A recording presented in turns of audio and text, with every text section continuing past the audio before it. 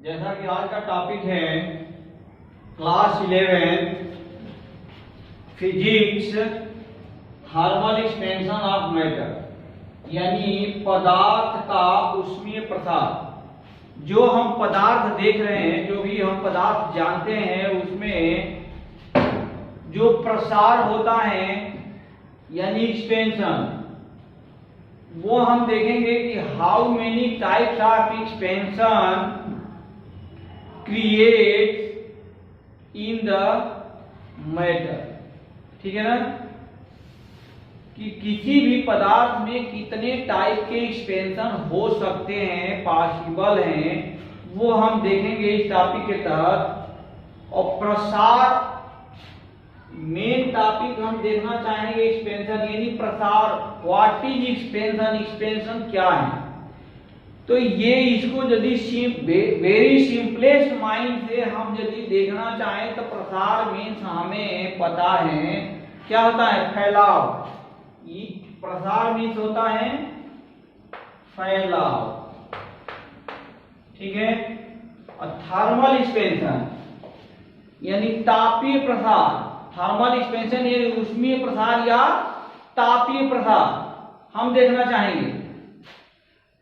तो ये जो हम टेम्परेचर इंक्रीज करते हैं यानी हीट यदि देते हैं तो टेम्परेचर क्या होता है, इंक्रीज होगा। According to the across of the bodies temperature will be increase if we supply या if we apply some heat on the body. Clear है। तो वो हम देखें तो ये कृपया यदि देखना चाहें तो ये हम 3 टाइप के प्रसार देखते हैं। 3 टाइप के प्रसार में नंबर फर्स्ट होता है लीनियर एक्सपेंशन। लीनियर एक्सपेंशन, ठीक है। लीनियर एक्सपेंशन यानी रेखीय प्रसार। रेखीय प्रसार। नंबर सेकेंड हम यदि देखना चाहें, नंबर फर्स्ट ये रहा, नंबर सेकेंड देखना चाहें तो हम एरिया के फॉर्म में देख सकते हैं।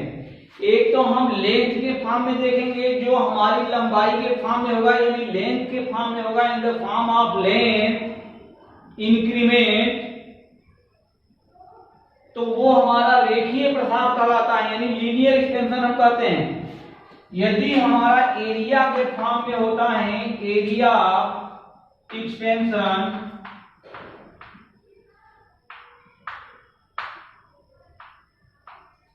तो ये होता है क्षेत्रीय प्रसार।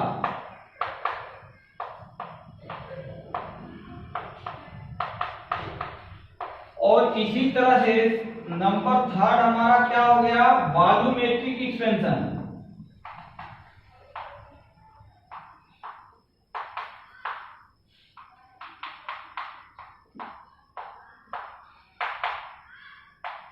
वॉल्यूमेट्रिक एक्सपेंशन यानी आयतनिक प्रसार, ठीक है। आयतनिक प्रसार। तो ये 3 टाइप के हम एक्सपेंशन देखेंगे, इफेक्ट देखेंगे ऑन द मैटर,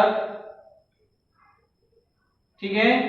तो ये तीनों टाइप का हम 1 बाय 1 देखना चाहें तो नंबर फर्स्ट हम लेंगे linear expansion. What is linear expansion यानी रेखीय प्रसार क्या है। तो रेखीय प्रसार क्या है,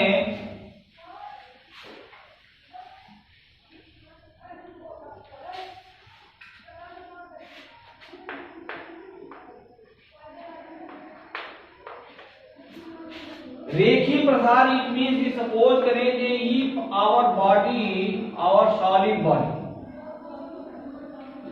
लाइक एज ए रॉड, ये हमने मान लिया कि हमारे पास ये कोई मेटालिक रॉड है, ठीक है ना, जिसका ओरिजिनल लेंथ हम ले लेते हैं एल नॉट। क्या ले लिए, L naught. L naught means क्या, initial length of the rod. हमने मान लिया here L naught is equal to initial length of the rod हमने माना, ठीक है। यदि हम इसको जिसका टेम्परेचर इनिशियल टेम्परेचर यदि हम देखें तो हम मान लें initial temperature let the initial temperature equal to T1। हमने इनिशियल टेम्परेचर क्या मान लिया, T1 मान लिया। जैसा कि हम देखते हैं कि यदि T1 टेम्परेचर के बाद प्रारंभिक टेम्परेचर हमने मेजर कर लिया T1 है और इनिशियल लेंथ हमने मेजर कर लिया क्या है, L1 है, L0 है, ठीक है। अब यदि हम इसको हीटअप करें, इस रॉड को यूनिफॉर्मली हीटअप करें, यूनिफॉर्मली माने एक समान रूप से यदि हीटअप करें तो क्या पाएंगे, इसके लेंथ में सम इंक्रीमेंट हो जाएगा, कुछ बढ़ोतरी हो जाएगा, ठीक है। वो जो सम इंक्रीमेंट होगा यानी डेल एल की मान लें हम जो small some increment of length है उसको हम यदि डेल एल मान लें यानी इंक्रीमेंट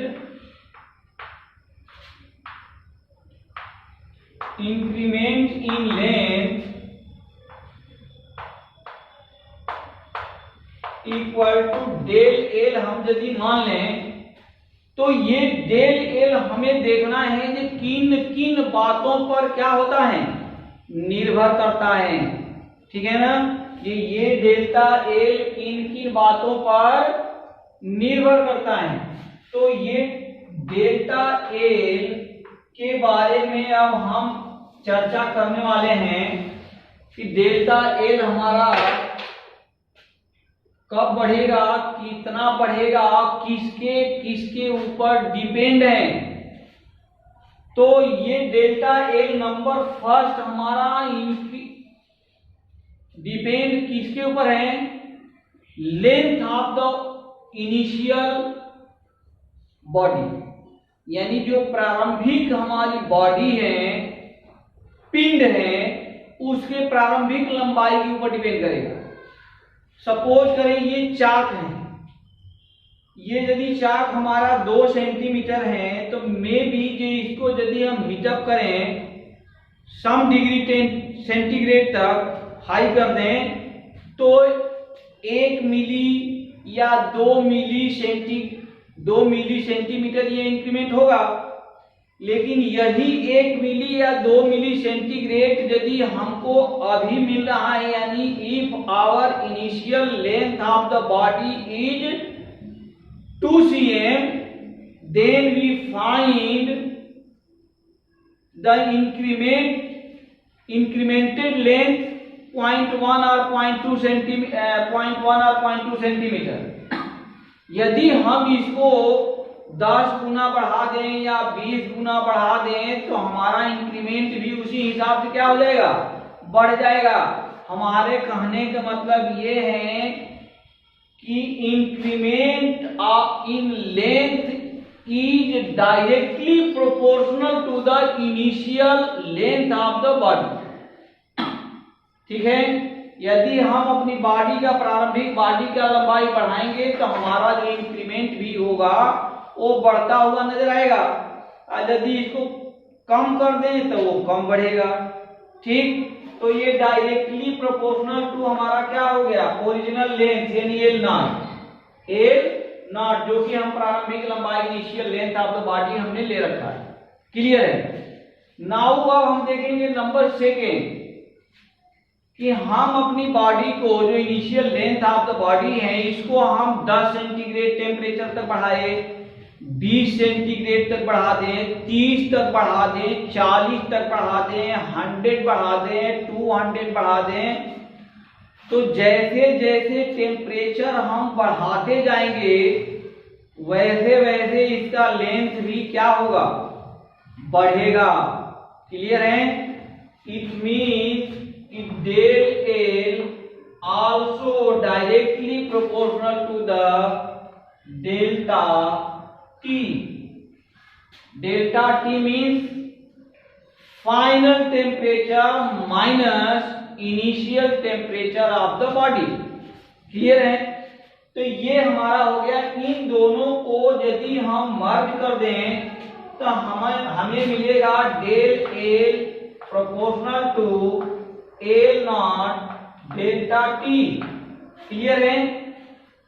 अब ये हम यदि फिजिक्स के डेरिवेशन में हम लोग ऑलरेडी जानते हैं कि फार्मूला को इक्वलाइज करने के लिए यानी प्रोपोर्शनल टू का साइन हटा के इक्वल टू लिखने के लिए एक कांस्टेंट से क्या हो जाता है, मल्टीप्लाई होता है। वो यहाँ मल्टीप्लाई यदि हम करना चाहें इसको हटा के तो ये इक्वल टू हो जाएगा alpha L naught into del T, where alpha is equal to coefficient of linear expansion, where alpha is equal to, जहां अल्फा क्या है, where alpha equal two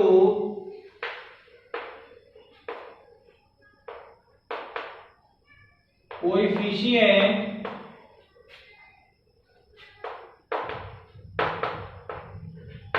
of linear expansion.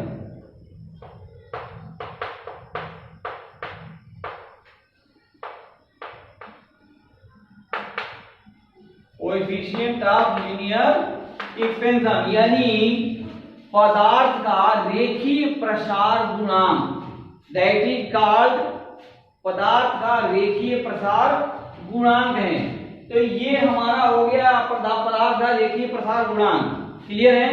तो इस तरह से हमारा ये फार्मूला जो निकला इससे हम निकाल सकते हैं change in length if temperature change delta T.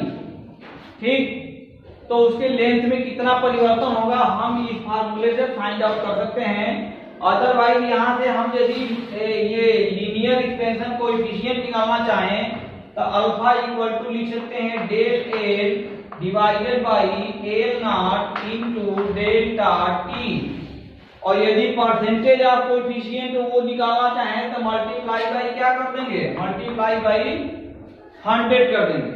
तो ये हमारा जो कोएफिशिएंट आएगा वो आ जाएगा परसेंटेज में। अदरवाइज ये ऐसे हम अल्फा का वैल्यू निकालना चाहें तो ये हमारा फार्मूला यहां से फाइंड आउट हो गया, यहां से हम निकाल सकते हैं।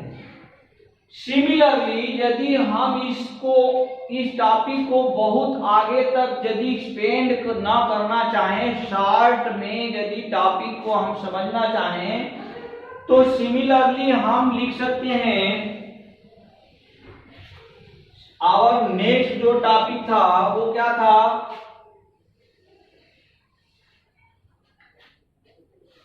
एक्सपेंशन एरिया एक्सपेंशन यानी क्षेत्रीय प्रसार गुणांक। तो हम क्षेत्रीय प्रसार गुणांक यानी एरिया एक्सपेंशन ऑफ बॉडी देखना चाहें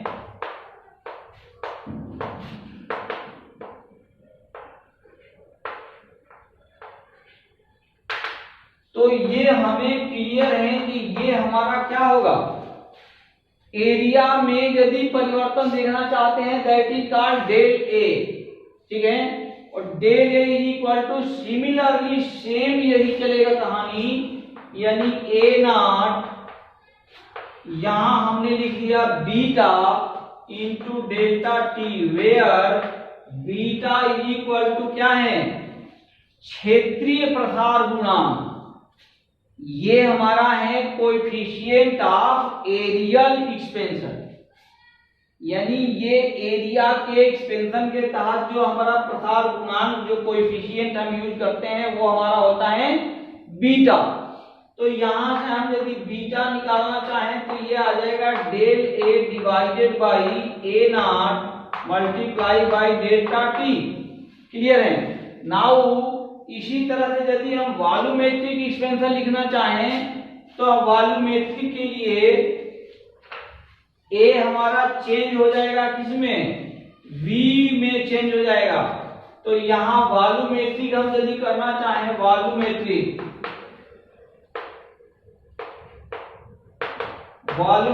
एक्सपेंशन ऑफ बॉडी तो वो हमारा निकलेगा डेल V और del V equal to V naught. यहां हमारा क्या आ जाएगा गामा, यानी यदि आयतनिक प्रसार गुणांक हम देखना चाहें तो आयतनिक प्रसार गुणांक denoted by gamma into delta T. Hence इस तरह से हम गामा निकालना चाहें तो del V divided by V naught multiply by delta T. Clear है। अब नेक्स्ट हम इसमें देखना चाहेंगे relation in between linear to areal and areal to volumetric coefficient of the body, यानी हम relation in between alpha beta और gamma इन तीनों में क्या रिलेशन है ये हम देखना चाहेंगे। क्लियर है। तो देखते हैं next topic. Our next topic is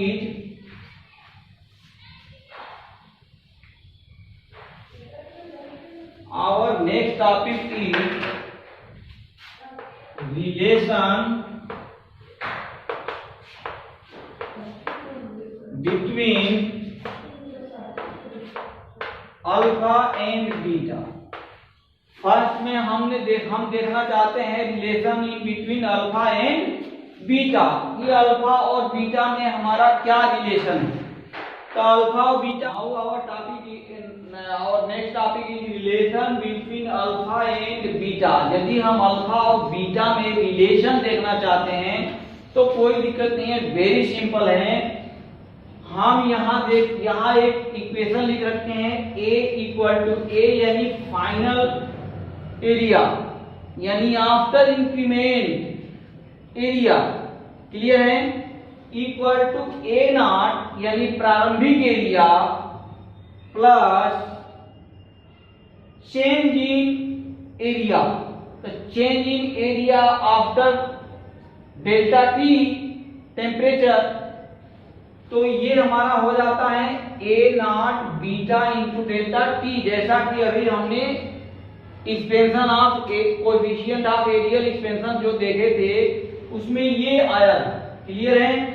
now अब यदि हम देखना चाहते हैं A फाइनल एरिया, तो ये फाइनल एरिया क्या है, what is final area. Final area means L not.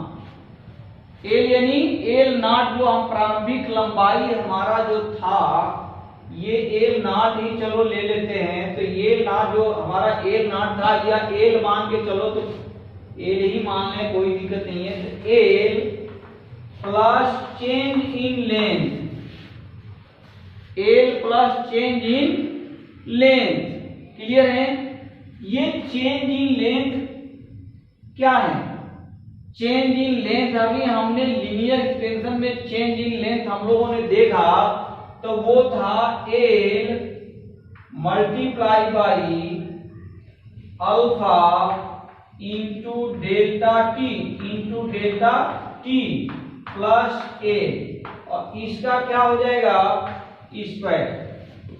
Clear है ना।